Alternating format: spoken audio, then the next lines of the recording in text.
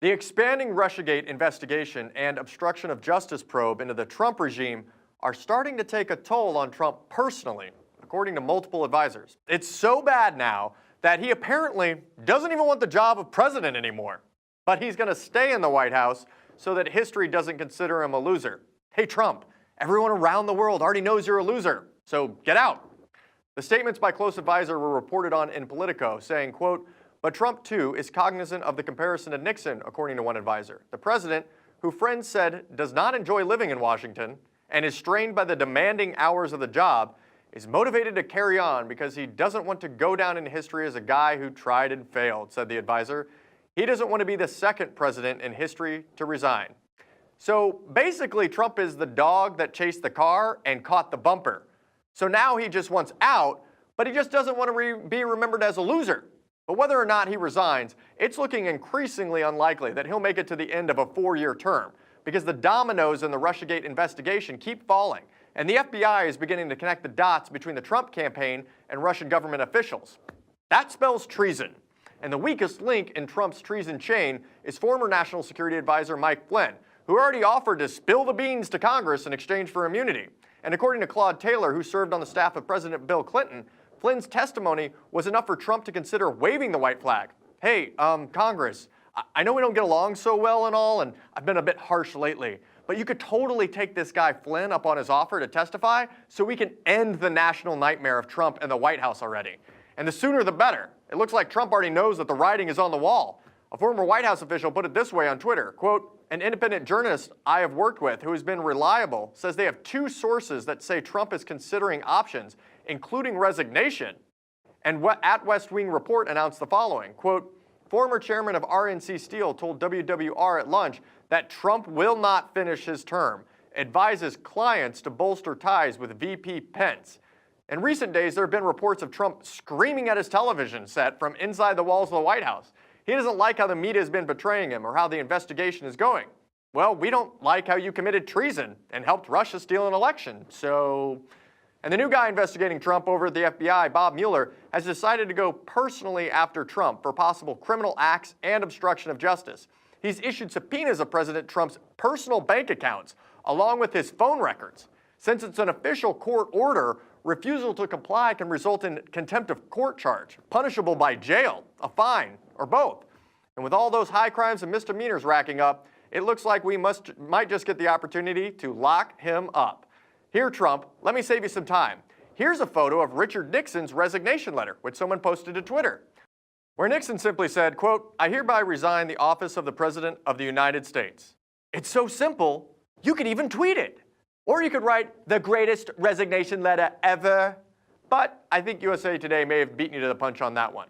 They released this letter in Trump's voice. Here it is in the key of Cartman. Dear Secretary Tillerson, before I make Mike Pence the next great president, and he will be a great president, probably almost as great as me, before I make him president, I would like to thank my many admirers for their support. To the huge majority of Americans who trusted me to be president, thank you. I am deeply humbled by your faith. No one has ever been more humbled. I am rewarded your faith with tremendous accomplishments and hard work.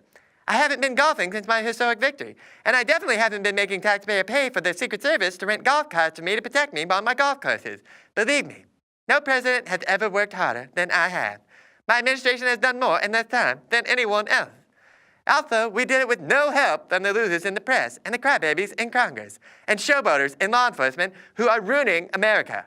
The vast majority of Americans know that my victory last November, record-breaking, really, a landslide, the largest election victory in history, my victory and policies are moving this country in the right direction again. America is great again. Again, folks, we are still going to have healthcare, big, beautiful healthcare, best in the world. I promised that everyone would be covered, and they will. The Congressional Budget Office estimates that my bill will increase costs and cause 23 million people to lose insurance. The CBO is fake news. Just a bunch of Democrats with slide rules. You may have heard that my budget eliminates funding for the Appalachian Regional Commission. It doesn't. Believe me, my budget director can't know everything that I'm doing and thinking. I'm moving very fast. We're going to go to Congress and get more money for the Appalachian Regional Commission.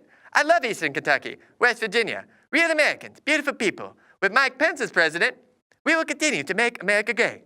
He and Mitch McConnell are working hard on tax relief, rounding up and deporting people scrapping net neutrality rules, privatizing prisons, unwinding stupid regulations on banks and industries. Law and order. Speaking of law and order, as my last act as president, I'm pardoning some members of my campaign staff and administration. First, your next president of the United States, Mike Pence. I'm pardoning him, even though he did nothing wrong. Nothing. No one did anything wrong, but especially not Mike. Next, I'm pardoning Mike Flynn, a great American. I wish I'd never let him go. The deep state wants you to believe that Mike Flynn took hundreds of thousands of dollars from Turkey and failed to register as a foreign agent. Didn't happen. They want you to also believe that he advocated for Turkey-friendly policies during my transition because he received over $500,000 in lobbying money. They claim he lied on paperwork and lied to Mike Pence about talking with Russian agents. Fake news. The real liar is Crooked Hillary. Lock her up. I'm also pardoning my son-in-law, Jared Kushner, who's been treated very unfairly. The kid is big league. Did I ask him to set up a secret back-channel line of communication with the Russian government using equipment in the Russian embassy? I don't know. But you have to admire his spunk and smarts. Zero foreign policy experience, and he already knew enough not to trust his own intelligence agencies. Finally, I'm pardoning myself. My lawyers have told me that I may not have the authority to pardon myself, but it's not a conflict because I'm president. My lawyers, I have the best lawyers, have also told me that I don't need to pardon myself because I didn't know enough about how the federal government works to intentionally obstruct justice. It's true. Me and my people asked other intelligence services to pressure the FBI to stop investigating ties between Russia and my campaign.